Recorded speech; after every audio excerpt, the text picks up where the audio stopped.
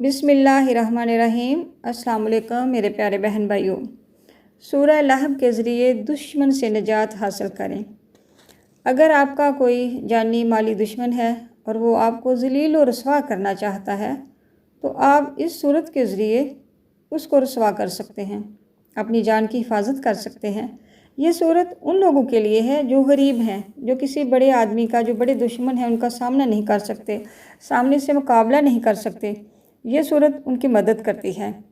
आप भी इस सूरत को पढ़ के अपने मकसद में कामयाबी हासिल कर सकते हैं, लेकिन याद रखें किसी को नाहक तंग ना किया जाए, क्योंकि अल्लाह ताला ऐसे बंदों को पसंद नहीं करते जो किसी को नाहक तंग करते हैं।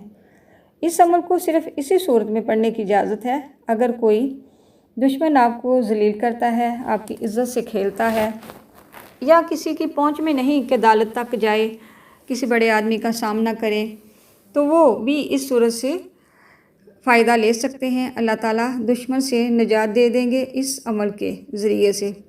ये अमल सिर्फ 3 दिन का है। 3 दिनों में दुश्मन से जान छूट जाएगी इंशाअल्लाह। इस अमल को करने से पहले ज़हन में रखें कि अव्वल आहर ना तो दुरूद शरीफ पढ़ेंगे और ना ही बिस्मिल्लाह शरीफ पढ़ेंगे। इसको सीधा सूरत से शुरू कर लेंगे और अपना अमल शुरू करेंगे इस तरह से। ये सूरह लहब की आयत नंबर 2 पे जब आएँ तो वहाँ पे लफ्ज़ है वामा कासाब। जब यहाँ पे आए वामा कासाबा पे तो वहाँ पे 100 दफ़ा पढ़े या जबारो या कहारो, या जबारो या कहारो, या जबारो या कहार। दुश्मन का तसव्वुर करके 100 दफ़ा पढ़ें और पढ़ने के बाद सूरत को मुकम्मल करें और तसव्वुर में दुश्मन पर फूंक मार दें। इसी तरह 3 मरतबा सूरत को पढ़ना है। 3 दिन ये अमल करें, दुश्मन ज़लील और रसवा हो के आपके कदमों में इंशाअल्लाह आ जाएगा।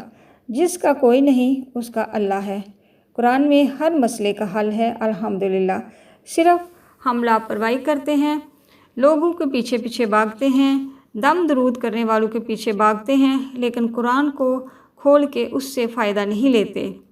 खुदारा कुरान को पढ़ें, नमाज़ पढ़ें, अल्लाह और उसके फ़रिश्तों से मदद लें, अल्लाह को उसके महबूब का वास्ता दे के अपनी दुआएं कबूल करवाएं। इंशाअल्लाह आपकी सारी दुआएं कबूल होंगी और इस सूरह लहब के ज़रिए से दुश्मनों से हमेशा के लिए जान छूट जाएगी इंशाअल्लाह।